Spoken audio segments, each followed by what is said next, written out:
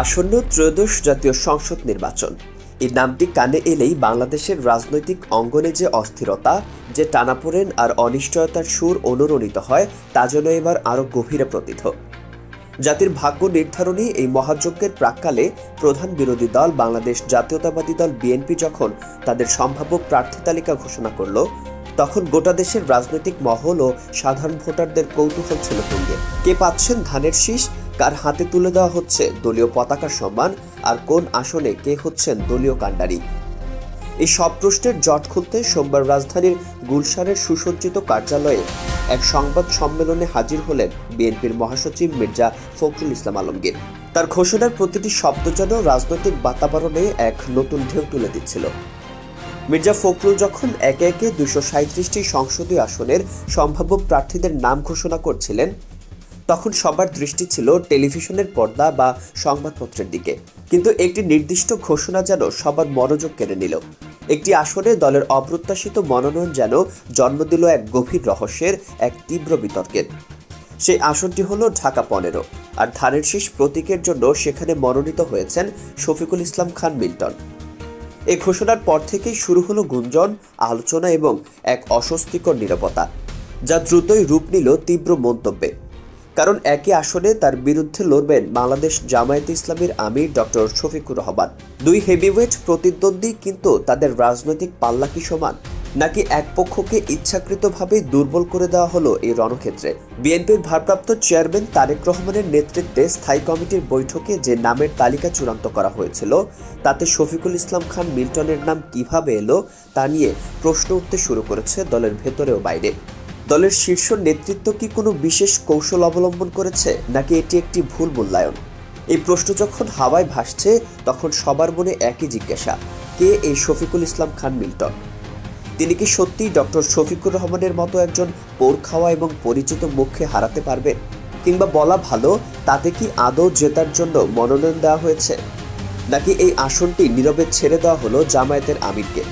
এইসব প্রশ্ন, এইসব সন্দেহ এবং এর পেছনের লুকানো গল্প উন্মোচনের জন্যই আমাদের চোখ রাখা যাক বিএনপি পন্থী রাজনীতি বিশ্লেষক মুশফিক ওয়াদুদের পর্যবেক্ষণে।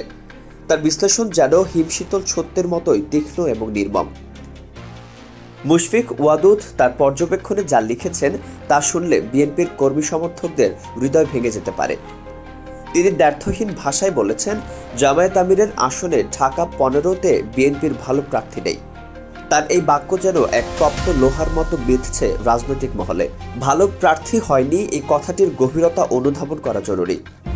এর অর্থ কি এই যে দল ইচ্ছাকৃতভাবে দুর্বল প্রার্থী দিয়েছে, নাকি প্রার্থীর যোগ্যতার যথাযথ মূল্যায়ন হয়নি? বিশ্লেষক মুশফিক ওয়াদুদের কারণও উল্লেখ করেছেন।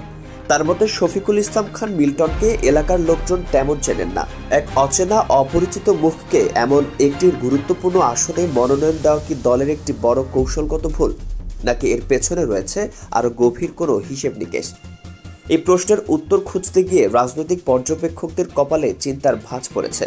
ডক্টর শফিকুর রহমান যেখানে তার দলের সর্বোচ্চ নেতা এবং দীর্ঘদিন ধরে রাজনৈতিক ময়দানে সক্রিয়, সেখানে একজন অপরিচিত প্রার্থীকে দাঁড় করানোকে অনেকেই আত্মঘাতী সিদ্ধান্ত হিসেবে দেখছেন। মুশফিক ওয়াদুদের চূড়ান্ত বাক্যটি যেন এক নির্মম ভবিষ্যৎবাণী।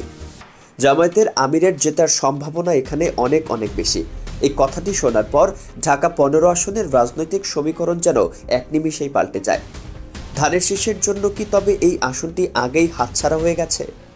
মুশফিক ওয়াদুদের এই বিশ্লেষণ যখন রাজনৈতিক অঙ্গনে আলোড়ন সৃষ্টি করেছে, তখন তার কথার সত্যতা আরও জোরালো হচ্ছে যখন ওই এলাকারই একজন বাসিন্দা এবং বিএনপির একজন নিয়মিত ভোটার আব্দুল মুমিন একই সুরের প্রতিধ্বনি করেন।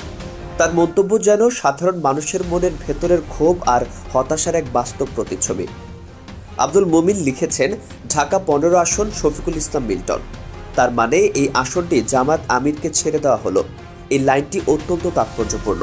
এটি কেবল একজন ভোটারের ব্যক্তিগত অভিমত নয়, বরং এটি ওই আসনের অসংখ্য বিএনপি সমর্থকদের মনের কথা।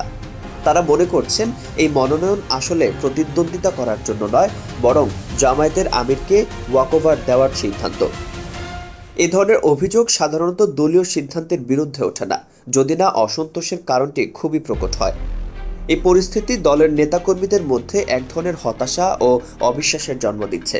সূত্র থেকে প্রাপ্ত তথ্য আব্দুল মোমিনের এই অভিযোগকে আরও পোক্ত করে। সূত্র বলছে, শফিকুল ইসলাম মিল্টন এই আসনে তেমন পরিচিত ও জনপ্রিয় নেতা নন। জনপ্রিয়তা এবং পরিচিতি ছাড়া একজন প্রার্থীর পক্ষে নির্বাচনে জয়ী হওয়া যে কতটা কঠিন তা রাজনীতির প্রাথমিক শিক্ষাতেই শেখানো হয়।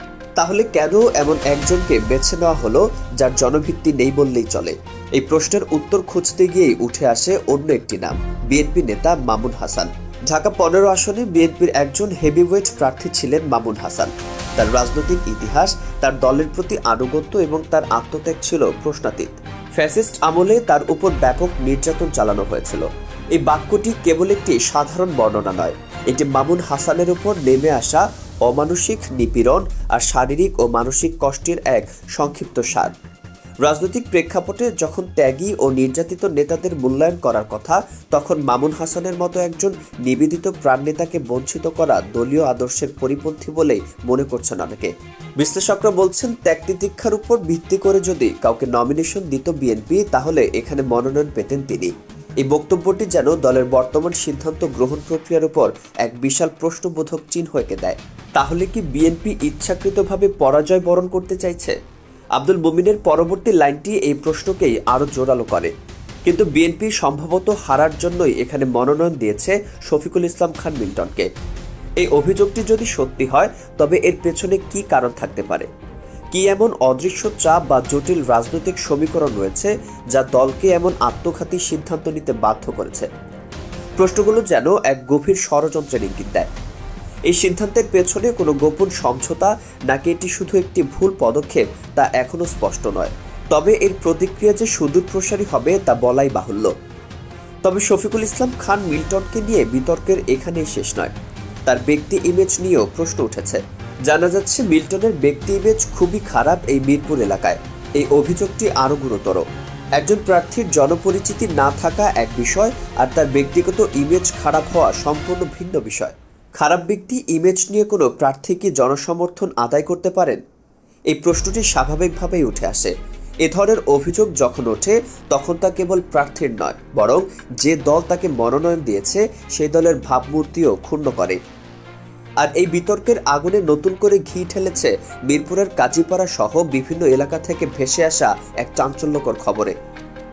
জানা গেছে, শফিকুল ইসলাম খান মিল্টনের মনোনয়ন নিশ্চিত হওয়ার পর থেকেই নাকি রাতের আধারে বা দিনের আলোতেও সুকৌশলে জামায়াত আমির ডাক্তার শফিকুর রহমানের সাঁটানো পোস্টারগুলো একে একে ছিঁড়ে ফেলা হচ্ছে।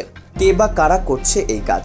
এর পেছনে কি রয়েছে কোনো অশুভ শক্তি, নাকি এটি নিছকই কিছু অতি উৎসাহী কর্মীর কর্মকাণ্ড? প্রশ্ন উঠছে সর্বত্র।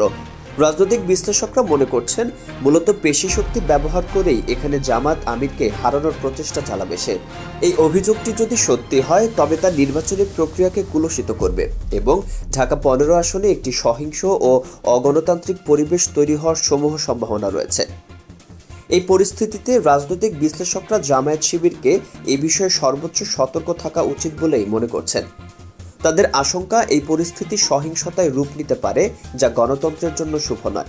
সব মিলিয়ে ঢাকা 15 আসনের এই মনোনয়ন যেন এক অপ্রত্যাশিত নাটকীয়তার জন্ম দিয়েছে, যেখানে মামুন হাসানের মতো একজন ত্যাগী ও নির্যাতিত নেতাকে মনোনয়ন দিলে জামায়াতে ইসলামীর আমির ডাক্তার শফিকুর রহমানের সাথে একটি হাড্ডাহাড্ডি লড়াই নিশ্চিত হতো, সেখানে এখন পরিস্থিতি ভিন্ন। মামুন হাসানকে বাদ দিয়ে শফিকুল ইসলাম মিল্টনকে মনোনয়ন দেওয়ার ফলে নির্বাচনের সমীকরণ যেন একতরফা হয়ে গেছে। তবে এখন তার জয় অনেকটাই নিশ্চিত। এই বাক্যটি যেন ঢাকা 15 আসনের নির্বাচনের ভাগ্য লিখে দিয়েছে, যা জামায়াত আমিরের দিকে ঝুঁকে আছে। এই অনিশ্চয়তার বাজারে ঢাকা মহানগর যুবদলের নেতা শফিকুল ইসলাম মিল্টনের রাজনৈতিক পরিচয় কিছুটা বিভ্রান্তিকর। তিনি 2023 সালে কেন্দ্রীয় কমিটির সিনিয়র যুগ্ম সম্পাদক হয়েছিলেন এবং পরবর্তীতে কিছুদিন দলটির ভারপ্রাপ্ত সাধারণ সম্পাদকের দায়িত্ব পালন করেছেন।